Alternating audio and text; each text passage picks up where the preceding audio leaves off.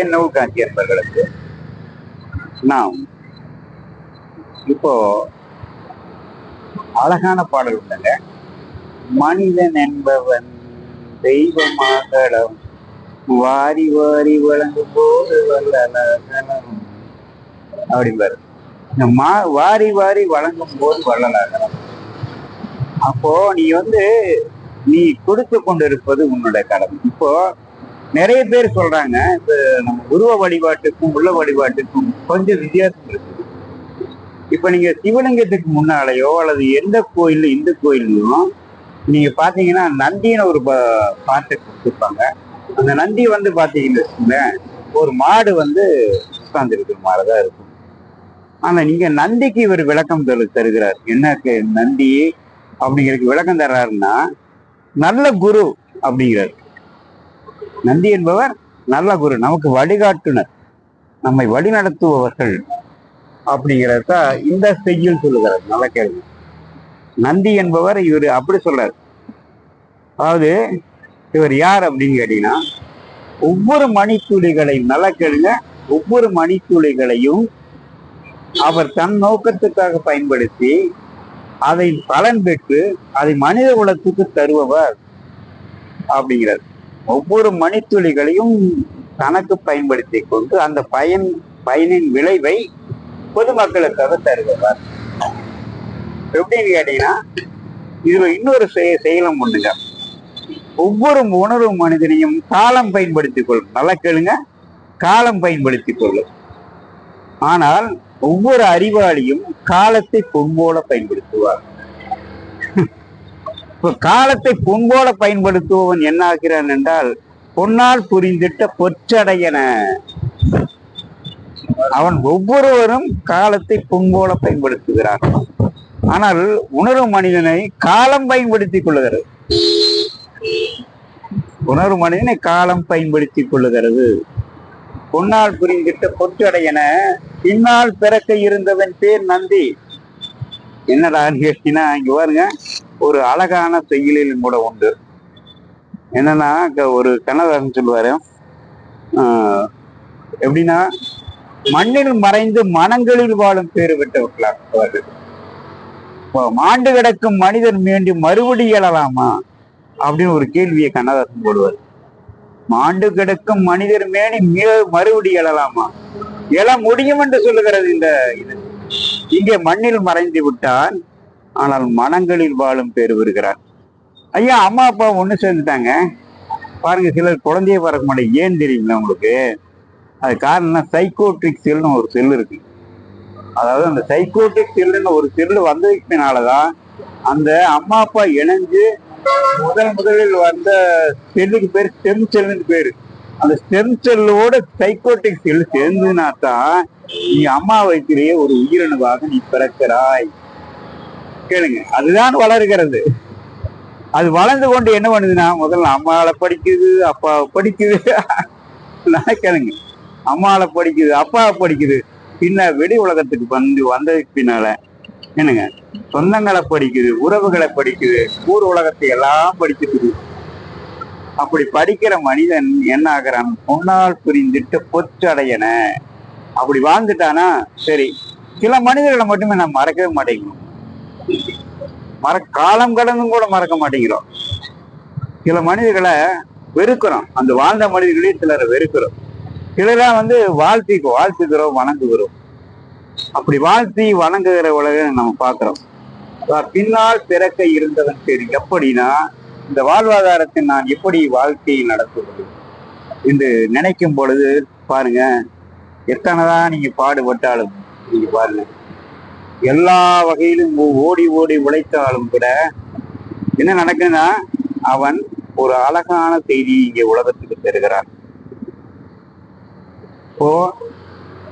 இப்ப அடிக்கடி நீ பாருங்க, ஒரு வீட்டுல என்ன நடந்தது, ஒரு 1008 கண்டுபிடிப்பின் கதாநாயகன் தான். ஆனால் அந்த கண்டுபிடிப்பு கதாநாயகனுக்கு நேர்ந்த நிலை என்ன தெரியுங்களா? பாருங்க, அவர் ஒவ்வொரு கண்டுபிடிப்புக்கும் பத்திர பதிவு பண்ணி வச்சிருந்தார். இந்த 1008 கண்டுபிடிப்புகளும் பத்திர பதிவு பண்ணி வச்சு இருந்தாருங்க. ஆனால் அவருக்கு 2 மனைவி. அவங்களுக்குள்ள ஒரு பாகத்திரிமனை வந்துச்சு. பாருங்க என்ன நடந்தது தெரியுங்களா? அவருடைய கண்டுபிடிப்புகள் அத்தனையும் அழகாக அந்த புத்தகத்தையும் சரிங்க, அவருடைய கண்டுபிடிப்பு தீரையும் எல்லாம் விட்டு விட்டு சென்று விட்டார்கள். அவருடைய அது நண்பரும் சீடருமான ஹென்றி போர்டு மட்டும் அந்த புத்தகத்தையும் அவர் எடுத்து கொண்டு போய் அவருடைய போர்டு கம்பெனியில் வச்சுட்டு அவர் எப்படி இந்த தங்களுடைய குருவை எப்படி கொண்டாட வைக்கிறாங்க பாருங்க. அவரோட பிறந்த நாள் அன்னைக்கு முன்னால, பிறந்த நாளுக்கு முன்னால என்ன பண்ணுவாராம், போர்டு என்ன பண்ணுவாராம், எல்லா அந்த ஊர்ல இருக்கிற அந்த மின் விளக்க போற அப்படின்னு சொல்லிடுறாங்க. அவரை அதுக்கு அடுத்த நாள் 8 மணிக்கு எல்லாம் ஊரெல்லாம் கொண்டாடிட்டு மின்சார பல்பு வந்து கொண்டாடி போட்டு என்ன நம்ம வீட்டுல பொங்கல் சுண்டல் கொடுக்குற மாதிரி கோயில்களில் வச்சு எல்லாருக்கும் அவர் அன்னதானம் பண்ணுவாராம். இப்படி ஒரு கண்டுபிடிப்பை யார் கொடுத்தான்னு நினைக்கிறீங்க?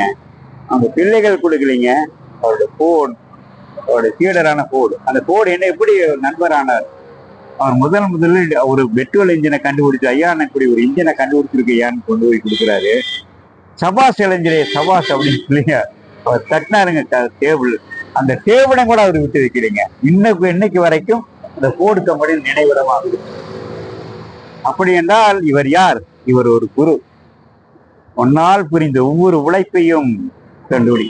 ஆனா அந்த கண்டுபிடிப்பு, இதை விட கண்டுபிடிப்பு என்னன்னு கேட்டீங்கன்னா, மாற்றங்களை இப்படி நாம் கண்டுபிடிக்கிறது மாற்றங்களுக்கும் உருவானதுதான் என்று போர்டு நினைத்ததன் காரணத்தினாலதான் ஒவ்வொரு அளவையும் தன்னோட கண்டுபிடிப்புகளை பழைய கண்டுபிடிப்புகளை கொடுத்து போட்டு புதிய கண்டுபிடிப்புகளை கொண்டு வந்து ஒவ்வொரு இளைஞர்களிடத்திலும் விவாதித்து தன்னுடைய முயற்சிகளை தொடர்ந்து செய்து கொண்டு வந்ததனால்தான் போர்டு கம்பெனி இன்றும் நிற்கிறது மார்க்கெட்ல. அதே மாதிரி டன்லாஃப் அப்படிதான் ஒவ்வொரு கண்டுபிடிப்புகளையும் ஒவ்வொரு இளைஞர்களிடத்தில் விவாதித்தே கொண்டு வந்திருக்கிறார்கள். போர்டுக்கும் மற்ற விஞ்ஞானிகளுக்கு, இந்த எடிசனுக்கும் மற்ற விஞ்ஞானிகளுக்கும் உள்ள வித்தியாசம் என்னவென்றால், எடிசன் மற்றவங்களோடு விவாதிக்கவில்லை. அதனால இன்னைக்கு போர்டு இதுவரை மின்சார பல்பு பார்த்தீங்கன்னா அந்த முதல்ல குண்டு பல்பு தான் இருந்தது. அப்புறம் பால் பல்புன்னு ஒரு பல்பு வந்துச்சு.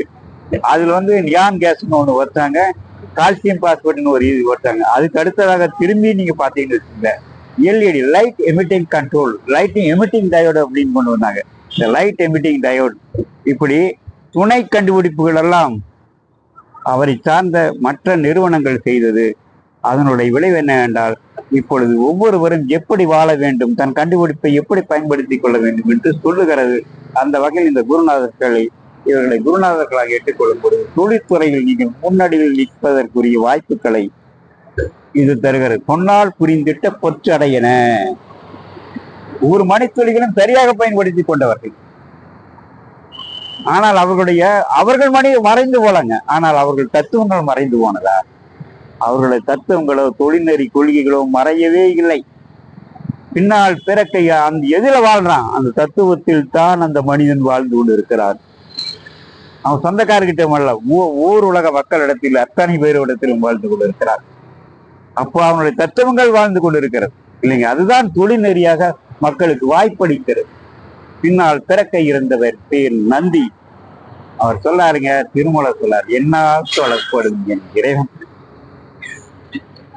இப்ப பாருங்க, இப்போ இந்த கண்டுபிடிப்பு உதறினாங்களே, இந்த கண்டுபிடிப்பா போர்டோட இது எடிசனோட கண்டுபிடிப்பு உதறி போயிட்டாங்களே, அவங்க வாழ்ந்துட்டாங்களா?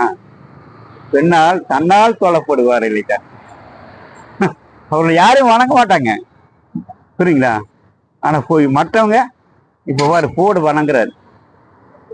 ஆக மொத்த நட்புறவு வணங்குறது. இப்படி நட்புறவு எல்லா வகையிலும் பார்க்கும்போது மனிதர்கள், அதாவது நல்ல நெறியை பயன்படுத்தும் போது வணக்கத்துக்குரியவர்களாகிறீர்கள். வாழ்த்து மனத்தோடு உங்கள் அந்த கண்டுபிடிப்புகளை தொழில் நெறிகளை கொடுத்தவர்களை வாழ்த்துங்கள். அப்படி வாழ்த்தும் போது உங்களுக்கு தொழில் வாய்ப்புகள் கிடைக்கிறது. ஆனால் வாழ்த்தப்படாத போது, அவர்களை வாழ்த்தப்படாத போது உங்களுக்கு தொழில் வாய்ப்பு இழந்து நீங்கள் முதுமை நோயில் சிக்கி தவித்து திண்டாடுகிறீர்கள் என்று சொல்லுகிறது திருமந்திரம். பொன்னால் புரிந்திட்ட பொற்றடையன, பின்னால் பிறக்க இருந்தவர் பேர் நந்தி, என்னால் தொழப்படும் என் இறைவன், மற்றவன் தன்னால் தொழப்படுவார் இல்லைதான். எனவே மற்றவர்கள் வணங்க வேண்டும் என்று நினைத்தால் நீ சித்தராக வாழ வேண்டி இருக்கிறது. நந்தியாக பிறருக்கு நீ இறந்தும் இன்னும் வழிகாட்ட வேண்டும். வழிகாட்டும் ஒரு சித்தராக வாழும் நிலை உனக்கு கிடைக்கிறது என்றால் இங்கே சுருக்கம் என்னவென்றால் மனிதன் என்பவன் தெய்வமாகலாம். அவன் அவன் மறைந்ததற்கு பின்னாலும் அவன் வாரி வாரி வழங்கி கொண்டிருக்கிறான். புரியுங்களா? வாரி வாரி வழங்கி கொண்டிருக்கிறான். குறிப்பா சொல்ல போனா கண்ணதாசன் இறந்ததுக்கு பின்னாலும் கூட கண்ணதாசன் குடும்பத்துக்கு அவருடைய வருமானம் வந்து கொண்டு இருக்கிறது. அது என்ன வருமானம் தெரியும்? 20 லட்சம் ரூபாய் வருதாக சொல்லிக் கொண்டு இருக்கிறார்கள். அவர் பதிப்பகத்தின் மூலமாகத்தான் அவருக்கு வருமானம் இருக்கு. இதை கண்ணதாசனுடைய பெரிய மகன் நிர்வகிச்சுட்டு எல்லாருக்கும் எல்லா உறவுகளுக்கும் கொடுக்கிற அழகை பார்க்கும்போது நானே வியந்து போயிருக்கிறேன். இப்படிப்பட்ட நிலை வேண்டும். எனவே பாருங்க, மண்ணில் மறைந்தாலும் மனங்களில் வாழ்ந்து அவர்கள் இன்னும் வாழ்ந்து கொண்டிருக்கிறார்கள். அப்படிப்பட்ட வாழ்வு பேரை நூற்காஞ்சி என்பவர்களாகட்டும் மற்ற உலகம் அடைய வேண்டும் என பிரார்த்தித்துக் கொண்டு நன்றி கொள்கிறேன். அன்னை தமிழ் வாழ்க, உலக பொதுமறையாம் வான்புகழ் வள்ளுவம் வாழ்க, உலகத்து உயிர்கள் எல்லாம் இனிதே வாழ்க. நூல்காஞ்சி வலையொலி நேயர்களுக்கு என் மனமார்ந்த வணக்கத்தை தெரிவித்துக் கொள்கிறேன். கடந்த வாரம் கலந்து கொள்ள முடியவில்லை, அதற்காக வருந்துகிறோம். மீண்டும் ஒரு வாய்ப்பளித்த நூல்காஞ்சி இலக்கிய பேரவைக்கு நன்றிகளை தெரிவித்துக் கொண்டு என் உரையை தொடங்குகிறேன். இந்த வாரம் நன்மை பயக்கும் குரல் அப்படின்னு ஒரு தலைப்புல பேசலான்னு சொல்லி வந்திருக்கிறேன். அதுவும் என்னுடைய சுய சிந்தனையில் இது வரவில்லை, ஒருவர் சொல்லி எனக்காக அனுப்பி வைத்து 2 வாரம் ஆகிவிட்டது. அவருக்காக இதை நான் இந்த இடத்தில் பதிவு செய்ய விரும்புகிறேன். இன்ப கனவொன்று கண்டேன், நான் இன்ப கனவொன்று கண்டேன். கண்ணல் தமிழிலே என்றும் மிகவும் நன்மை பயக்கின்ற குரல் பயிலும் இன்ப கனவொன்று அன்புள்ள உள்ளத்தில் பிறக்கின்ற உயரிய அறமென்னும் என்ன செயல்களை பெற்று புரிகின்ற நல்ல நிலைகளிலே குறைவிலா பண்பும் பயனும் அருளிடும் மகிழ்வெனும் இன்ப கனவொன்று கண்டேன். பிறவி கடலாம் வாழ்வினை நீந்தி பெருமையாம் புகழெனும் உச்சியை அடைவதே நலமிகு மணந்தவர் குணமெனும் உண்மை அறிவினை அடைந்தவர் மகிழ்வினை கொள்ளும் இன்ப கனவொன்று கண்டேன். நேயர்களே, இன்று அறம் மிகவும் குறைந்து விட்டது. இந்த அறத்தை செய்வதிலே மிகவும் சிரமப்படுகிறோம். எது அறம் எது அறமற்றது என்று தெரிவதே மிக அரிதாக இருக்கிறது. இந்த கால சூழ்நிலைகளில் அறத்தை பற்றி பேசுகிறவர்கள் கூட அறமற்ற செயல்களை செய்துதான் அறத்தை பற்றி பேசுகிறார்கள். அப்படி ஒரு சூழலிலே நாம் கடந்து வந்து கொண்டிருக்கிறோம். நேயர்களே, இந்த அறத்தை செய்வதில் முயற்சி செய்து கொண்டே இருக்கிறோம். முழுமையாக அறத்தை செய்ய முடியவில்லை. தலைவர் அவர்கள் நேற்று நடந்த நிகழ்வை கூட சொன்னார். அங்கே அறம் ஒருவருக்கு தோன்றிய எண்ணம் அங்கு நின்ற 30 பேருக்கும் தோன்றவில்லை. அது மிகப்பெரிய அங்கு அறம் கெட்டுவிட்டது. தோழர்களே, நாம் செய்கிற உதவி மற்றவர்களுக்கு நன்மை பயக்கும் விதமாக இருக்க வேண்டும். நன்மை செய்ய முடியவில்லை என்றால் நன்மை செய்கிறவர்களை பாராட்டக்கூடிய எண்ணங்களை நாம் வளர்த்து கொள்ள வேண்டும்.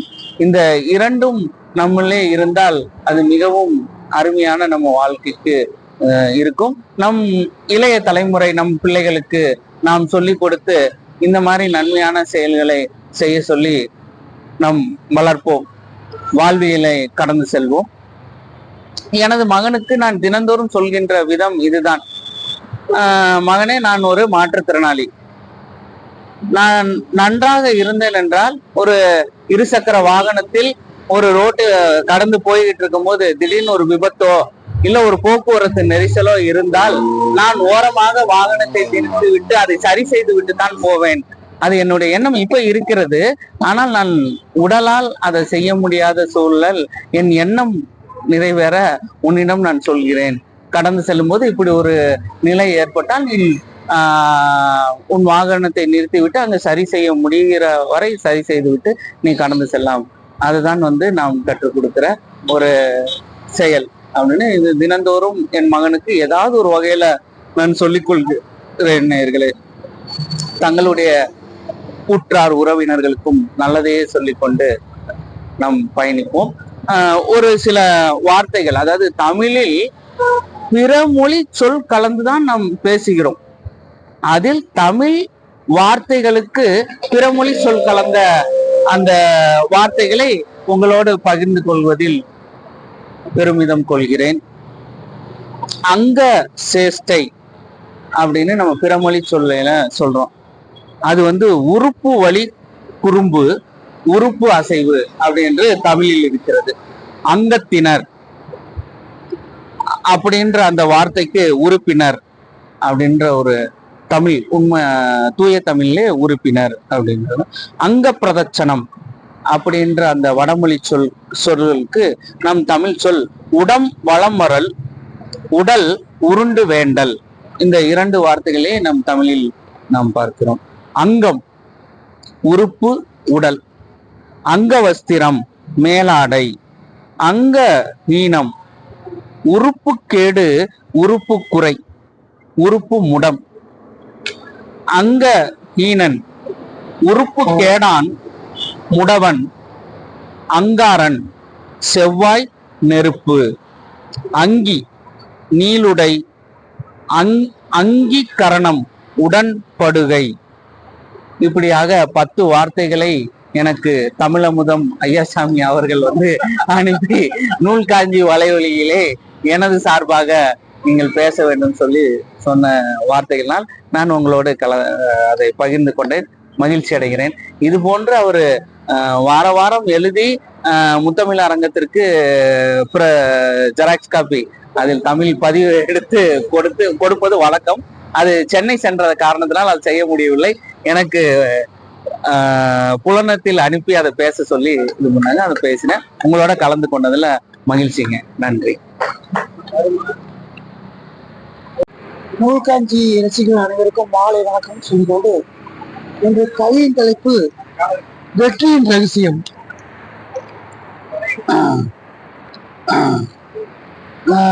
உலகம் ஈட்டுத்தான், நீ அதில் வெற்றி மீட்க வர வேண்டும். இந்த உலகத்துல வந்து எவ்வளோ இதை போனா நம்ம வந்து அது தவறு நினைக்கூடாது. அது வந்து ஒரு கெட்ட நடந்தா அது திருத்தணுங்க. திருத்தி அவங்க வந்து கொண்டு வரணும், வெளிச்சத்து கொண்டு வரணும். அடுத்ததுங்க, நீ உலகம் சிலருக்கு போர்க்களம் தான், அது நீ போலதான் வாழ வேண்டும். எப்படி தெரியுங்களா, சிலர் வந்து நெகட்டிவ் திங்கில் இருப்பாங்க. எது இடத்துல கஷ்டம் நினைக்கணும். அப்போ நம்ம எதுவும் தெரியுங்களா வந்து அது வந்து வெள்ளக்கூடிய அதுக்கு ஆதாரம் இது பண்ணி அவங்க முறையான ஒரு பயிற்சி கொடுத்து அது செய்வோம். எந்த வெற்றியும் உடனே கிடைக்காது, காப்போல் நிச்சயமா கிடைக்கும். அதுதான் பாடல் வெற்றி பெற வேண்டும். உலகம் புதிராக புதிர்தான், நீ எதற்கு விடை காண வேண்டும். இந்த உலகத்துல வந்து எல்லாம் பூசு நினைக்கூடாது. எதுவும் ஆமையில பூசுதான். போக போக அது கற்கிறத நம்முடைய நடைமுறைக்கிறோம். அதுக்காக பயந்து வரக்கூடாது. ஐயோ நமக்கு தெரியும் சொல்லக்கூடாது. எல்லாம் காலப்போல் நிச்சயமா மாறும்.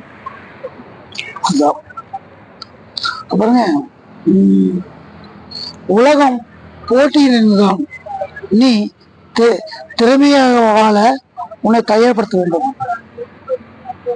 ஒரு ஒரு விளையாட்டுப்படி நடக்குதுங்க, நம்ம வந்து எடுத்துன்னு ஜெயிக்க முடியாது. முதல்ல வந்து அது தகுதி வளர்த்துக்கணும். தகுதி என்ன, பயிற்சி என்ன, பயிற்சியால் முதல் எதுவும் கிடையாதுங்க. ஆனால் கொஞ்சம் கால அவகாசம் பயிற்சி பண்ணுங்க. அதாவது உலகம் சுயநலப்பாதையில் செல்லக்கூடியதான், நீ அதில் பொதுநலம் வீக்க வைக்க வேண்டும். ஆமா, இந்த உலகத்தை வந்து எல்லாம் அப்படியே இருப்பாங்க. ஏன்னா ஒவ்வொருத்தருக்கும் ஒரு குடும்ப சூழ்நிலை இருக்குதோ, எல்லாம் வந்து இந்த பொருளாதாரம் தான், நம்ம கட்டுப்பாடு தான். அதுக்கு நம்ம என்ன பண்ணுவாங்க, ஒரு மாற்றம் பண்ணி அது வந்து வெளியே வரணும். அதுக்கு நம்ம வந்து நம்முடைய எல்லாம் சேர்ந்து ஒரு உதவி செய்யணும். அது மனதில் பொதுநலம் இருக்கணும். இன்னைக்கு பொதுநலத்தோடு வாழ்ந்தவங்க வந்து வந்துங்க இன்னைக்கு உலகமும் வாழ இருக்கிறாங்க. அன்னைக்கு தெரசா எடுத்துங்க, இன்னைக்கு ஒரு முறை எதுக்கோ இந்த புற்றுநோய்களுக்கு பணம் கேட்க போனாங்களாமா, இன்னும் பணம் காரிக்கு போனாங்களாமா. அதுக்காக மனசு உடையில நீங்க கொடுத்துருக்கீங்க, ரொம்ப நன்றி சொன்னாங்க. அந்த அளவுக்கு மனசு போயிடுவேன். அப்போ உலகம் பணத்தை நோக்கி ஓடக்கூடியதா, நீ அதில் அன்பை நோக்கி செல்ல வேண்டும். ஆமா, இந்த உலகத்துல இருந்துங்க பணம் தாங்க, பணம் மேல எதுவுமே கிடையாது. சும்மா சொல்லிக்கிறாங்க, அன்பு வச்சு வெளியே பண்ண முடியாது. ஆனா நீங்க வந்து உங்களோட பணத்தை வந்து நீங்க ஒரு 50 ரூபா சம்பாதிச்சிருந்தீங்க, ஜஸ்ட் ஒரு 5 ரூபா பண்ணுங்க, அது தப்பே கிடையாது. அது வந்து அந்த அன்பு தான் முக்கியங்க. இந்த உலகத்துல இருந்துங்க அகிம்சை எல்லாம் இருக்காங்க. இன்னைக்கு நம்ம நாடு சுதந்திரம் அடிச்சுங்க வந்துங்க அகிம்சா காந்தி அன்பாதான். அன்பு வந்து ஒரு மக்களுக்கு அன்பா இருங்க, அதிகாரத்தினாலே அன்பால் ஆகும். நீங்க வந்து இங்க நான் வந்துக்கிறேன்னா சோமோட அன்பால் வந்துருக்கேன், அன்பால் வந்துருக்கிறேன், அதிகாரத்தை என்னைக்கு வர முடியாது. அன்பு வந்து நீங்க என்னைக்கு ஒவ்வொருத்தரும் அதை கடைபிடிச்சு நீங்க வாழ்க்கை வச்சு உங்களுக்கு உறுதுணையா இருக்கு.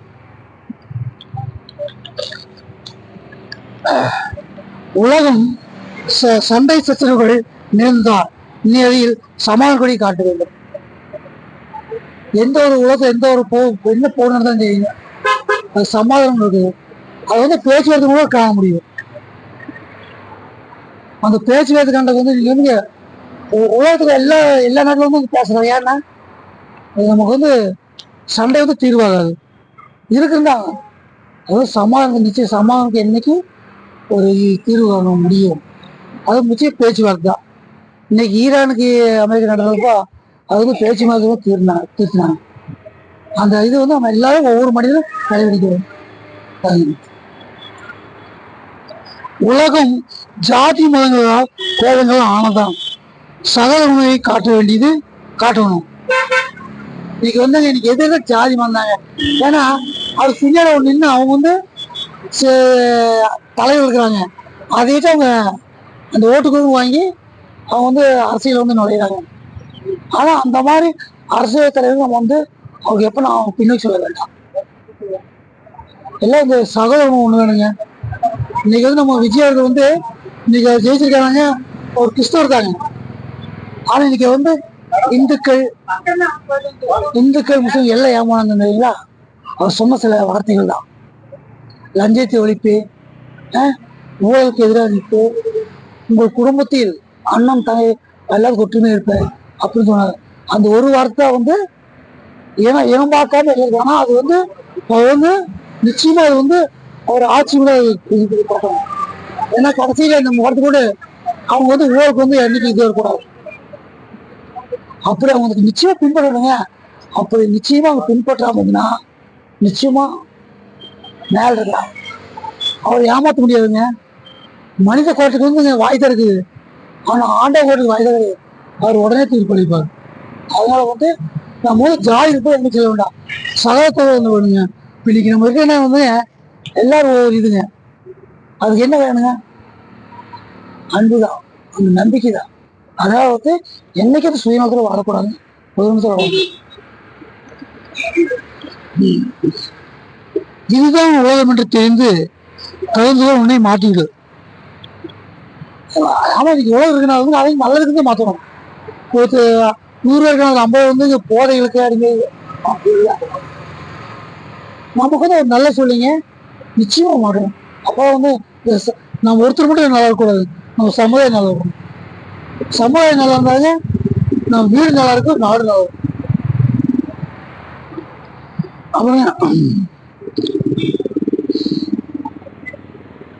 அப்புறம் உலகம் எப்படி வேண்டாலும் இருக்கட்டும், உண்மை நேர்மை ஒழுக்கம் அன்பு இந்த வச்சு நீ வாழ்ந்தீங்கன்னா உங்களுக்கு எல்லாமே துணையா இருக்கும். பாருங்க சொல்றாங்க பாருங்க, உலகம் எப்படி வேண்டாலும் இருக்கட்டும், உண்மை நேர்மை ஒழுக்கம் அன்பு சமத்துவ குணம் துணை செய்ய. அதானுங்க இன்னைக்கு வந்து சிவமுசா இருக்காருன்னா அவருடைய குணங்கள்னால இன்னைக்கு திருப்பூர் வந்துருக்குறேன். ஏன் சொல்லுங்க, அது குணங்கள் தான். அதனால அந்த மாதிரி ஒவ்வொரு குணம் இருந்தா நிச்சயமா அவங்க பின்ன ஒரு நாடு இருக்கு. சொல்லி போடுங்க, இது எல்லாம் உன் கொள்கை இதயத்தில் ஏற்று இது வந்து பேசி போட்டுருக்கூடாது, அது வந்து நடைமுறைப்படுத்தணும். நடைமுறைப்படுத்தினா வந்து நிச்சயமா வந்து எல்லாரும் ஒரு நாள் உன்னை புரிந்து கொண்டு உன் தலைமை ஏற்றுவார்கள். அப்படித்தானே நீங்க இன்னைக்கு வந்து 60 ஆண்டு காலம் இன்னைக்கு அரசியல் பேசுறீங்க, இருந்த ஒரு ஆட்சி வந்து இன்னைக்கு வந்து விஜய் அவர்கள் மாற்றிக்கிறாங்கன்னா அவர் வந்து ஒரு 10 ரூபாய் யார் கொடுக்குறாரு? ஏன்னா அவருக்கு தன்னுடைய எல்லாம் சொல்றாரு அவரு. ஆனா அதே மாதிரி அவர் கொள்கை மட்டும் இல்லாம தொண்டர்கள் நிறுவனம் நிச்சயமா இருந்தா அது நமக்கு மட்டுமில்ல, நம்ம தமிழகத்தை போயிடும். என் நூல் காட்சி அன்பர்களுக்கு கோவை உறவாளையம் ராஜரத்தினம் உங்களுக்காக மட்டும் நான் உறவாடுகிறேன். இப்பொழுது நாம் இன்னொரு தலைப்பு, அதாவது திரை இலக்கியங்களிலே வாழும் அந்த திருமூலரை நாம் காணவிருக்கிறோம். நான் முந்தைய பதிவில் சொல்லியிருந்தேன், வருத்த மனத்தை தொலைத்து கலைத்து வாழ்த்த மனத்தில் வாழ்ந்திடுங்கள் என்று சொன்னேன். மீண்டும் சொல்லுகிறேன் பாருங்கள், வருத்த மனத்தை தொலைத்து கலைத்து வாழ்த்து மனத்திலே வாழ்ந்திடுங்கள்.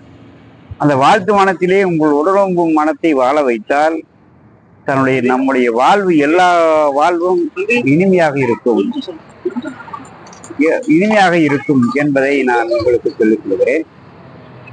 இது முதல் செய்யல.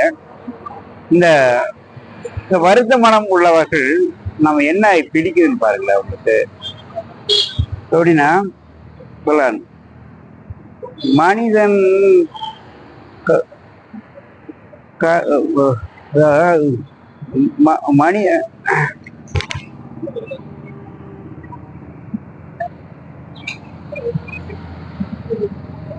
கடவுள் மனிதனாக பிறக்க வேண்டும், அவன் காதலித்து வேதனையில் வாட வேண்டும். எத்துணை பெண் படைத்தான், எத்துணை கண் படைத்தான், அத்தனை கண்களிலும் மாதையின் விஷம் கொடுத்தான்.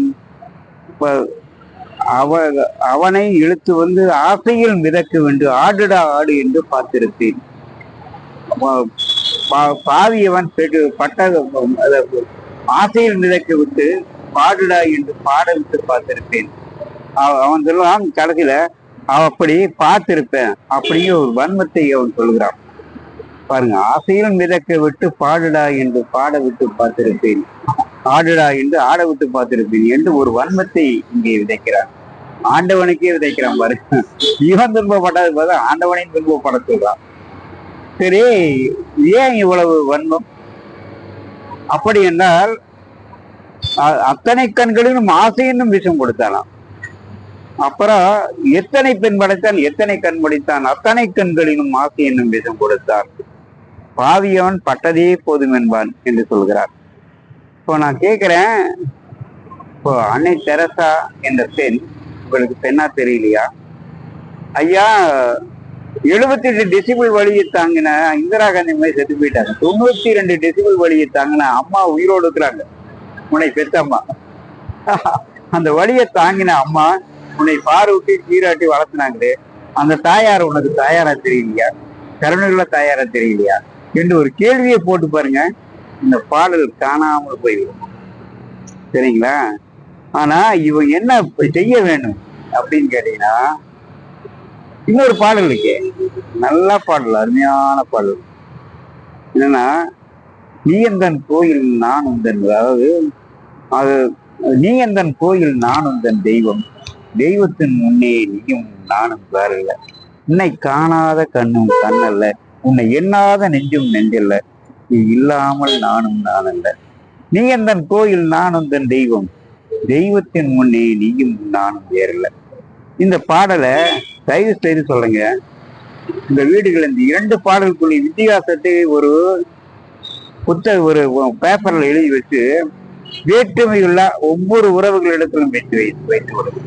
அப்படி வைக்கும் போது என்ன நடக்குன்னு கேட்டீங்கன்னா, இவ்வளவு அழகான மனசா, இந்த வாழ்த்து மனசுக்கு இவ்வளவு இருக்கா அப்படிங்கிற அவங்களுக்கு புரியணும். இந்த வருத்த மனத்தோடு தான் உறவுகள் நம்ம இடத்துல சண்டை பிடிக்கின்றன. அந்த சண்டை பிடிக்கும் உறவுகளுக்கு இந்த கருத்தை தெரிவிப்பது அழகான விஷயம். அப்படி வசிக்கிறதுனாலதான் நாம இல்லற வாழ்க்கையில் இனிமை காண முடியும். மனைவி இடத்தில், மக்களிடத்தில் மற்றவரிடத்தில் கருத்து வேற்றுமை இல்லாமல் வாழ வேண்டும். நன்று என்பது என்றும் நினைப்பது நன்று அல்லது அன்றே மறப்பது நன்று. இதுதாங்க இரண்டாவது விஷயம் இருக்கு. இது மிக மிக மிக மிக கஷ்டமான விஷயம். ஏன்னா ஒருத்தர் பேசிட்டானா அப்படின்னு மனசுல வச்சு பல வருஷம் பல யுகங்கள் மனசுல வச்சு இயங்குகிறவங்க உறவை பேண முடியாது. அப்போ உறவை பேணாத முறையில் அவனுக்கு உறவு ஆதரவு அரண் எப்படி கிடைக்கும் சொல்லுங்க. இதைய அழகாக பாருங்க.